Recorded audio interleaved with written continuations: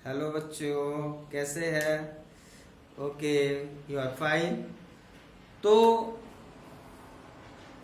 आज मैट्रिसेस का third lecture लेके मैं आया हूं, जिनमें हम कुछ क्वेश्चन करेंगे। मैट्रिसेस के क्वेश्चन, प्रोडक्ट के क्वेश्चंस किस तरह से सॉल्व किए जाते हैं।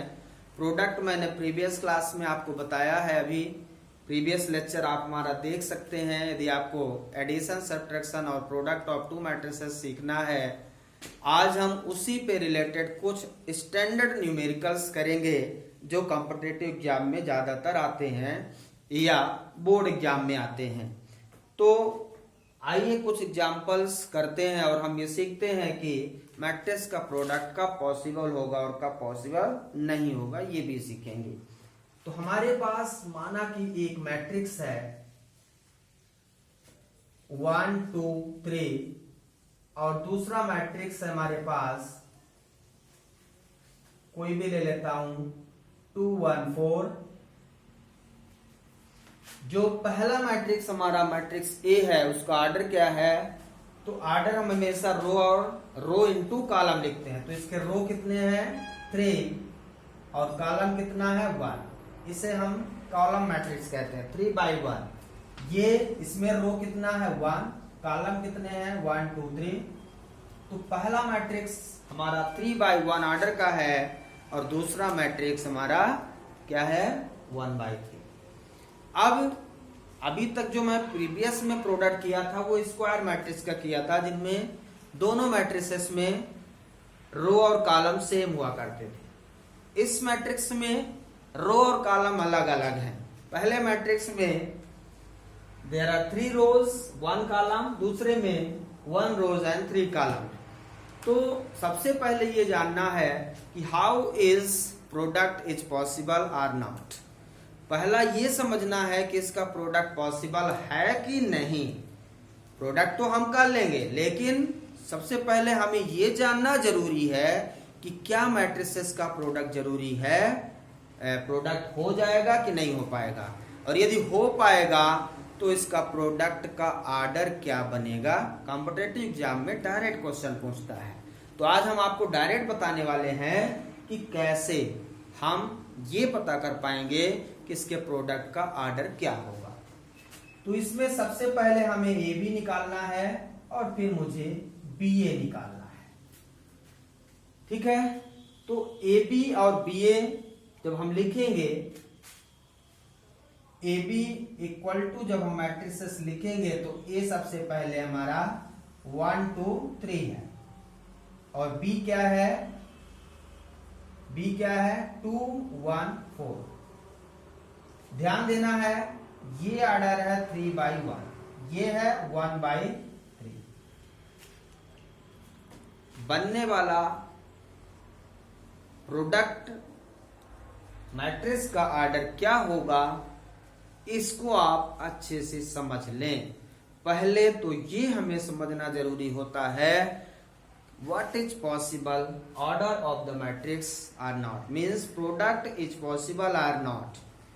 तो हम देखने जा रहे हैं, हमेशा ध्यान रखना है यदि पहले मैट्रिक्स का रो दूसरे मैट्रिक्स का कॉलम इक्वल है, फर्स्ट मैट्रिक्स का रो सेकेंड मैट्रिक्स का कॉलम यदि सेम है तो उसका प्रोडक्ट पॉसिबल है।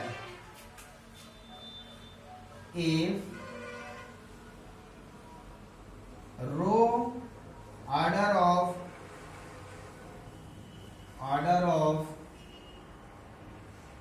रो ऑफ फर्स्ट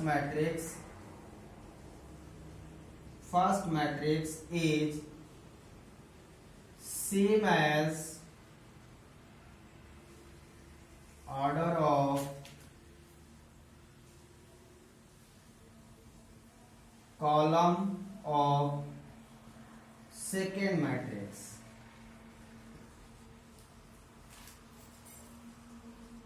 फर्स्ट मैट्रिक्स का रो सेकेंड मैट्रिक्स के कॉलम के यदि सेम होता है, मीन्स इक्वल होता है, 3 3 तो then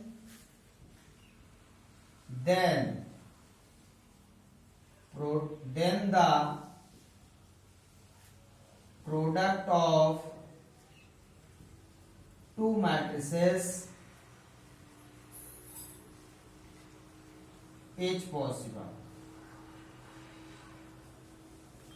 तब दो मैट्रिक्स का प्रोडक्ट पॉसिबल होगा, अदरवाइज उसका पॉसिबल ऑर्डर पॉसिबल नहीं होगा। और बनने वाला मैट्रिक्स का ऑर्डर क्या होगा? 3/3 है, 3/3 तो मैट्रिक्स का जो ऑर्डर होगा वो 3/3 का होगा, पॉसिबल होगा। और कितने का होगा? 3/3। And the product matrix and the order of product matrix is 3/3। तो इसका ए बी का जो ऑर्डर है वो क्या हो जाएगा? 3/3 हो जाएगा।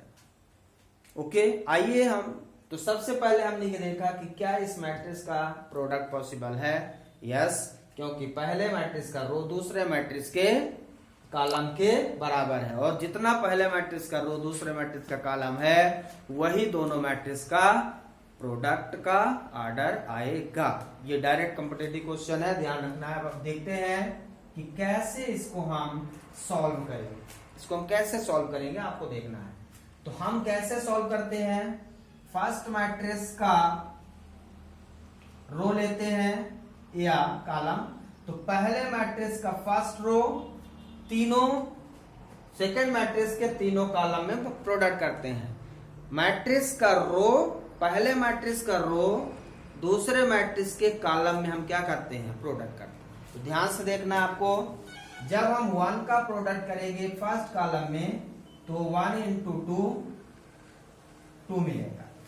पहले मैट्रिक्स का रो दूसरे मैट्रिक्स के कॉलम में, तो कॉलम यहाँ पे 1 है, ठीक है। फिर पहले मैट्रिक्स का रो दूसरे मैट्रिक्स के कॉलम में 1, फिर 4, तो यहाँ पे हमने लिख दिया।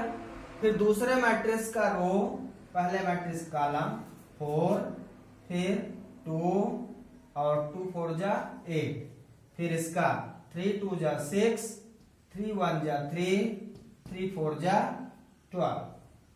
So this is the order of matrix 3/3। तो रिजल्टेंट मैट्रिक्स का प्रोडक्ट आपको क्या मिल गया है? 3/3 का। क्लियर है? तो पहले रो का तीनों कॉलम में, पहले कॉलम में यहां, दूसरे कॉलम में यहां, तीसरे कॉलम में यहां, ठीक है। फिर दूसरे मैट्रिक्स का पहले यहां, फिर यहां, फिर यहां, ऐसे ही आपको प्रोडक्ट करना है। So this is the order of matrix 3/3, product A B, ठीक है। तो पहले मैट्रिक्स का रो दूसरे मैट्रिक्स का कॉलम जितना होगा उतना ऑर्डर हमारा प्रोडक्ट मैट्रिक्स का बनेगा, और ये इक्वल नहीं है तो ये पॉसिबल। इस केस में पहले मैट्रिक्स का कॉलम दूसरे मैट्रिक्स का रो इक्वल होना चाहिए। पहले मैट्रिक्स का कॉलम दूसरे मैट्रिक्स के रो के बराबर होना चाहिए। ऑर्डर ऑफ, सॉरी यहाँ पे कॉलम लिखेंगे आप,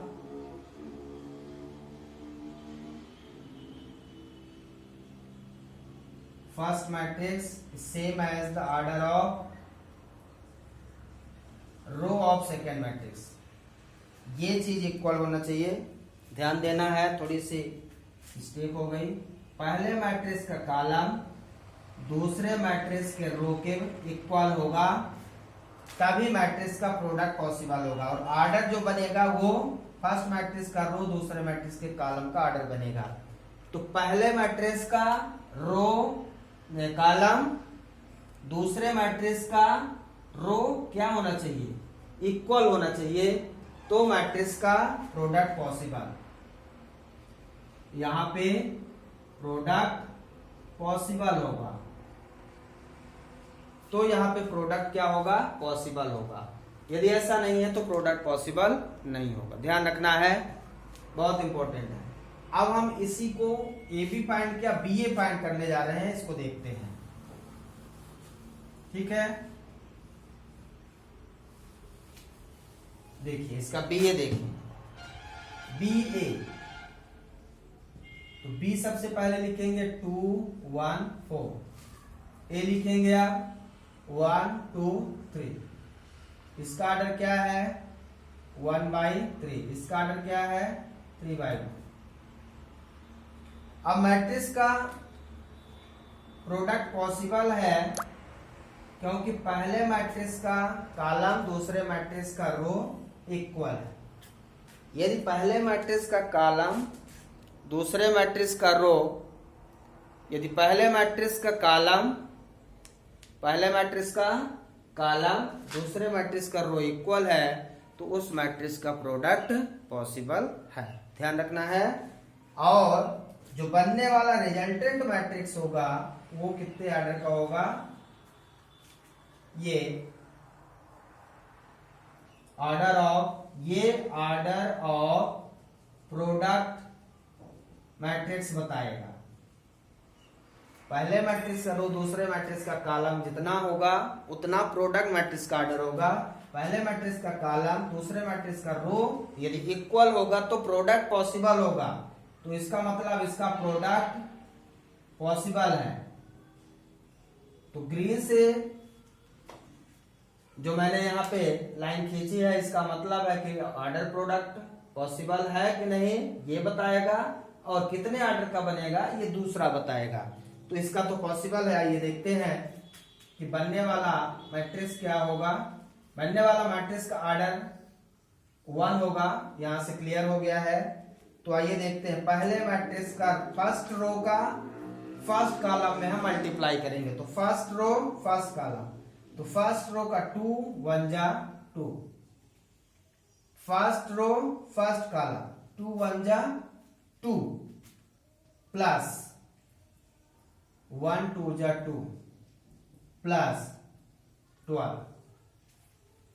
ठीक है, तो ये कितना हो जाएगा, टोटल सम कर लें। टोटल सम कर लें कितना हो जाएगा 12 4 16। सो मैट्रिक्स ऑर्डर 1/1, इसका ऑर्डर क्या है 1/1। आप देख सकते हैं 1 रो 1 कॉलम। तो मैट्रिक्स का ऑर्डर क्या है यहाँ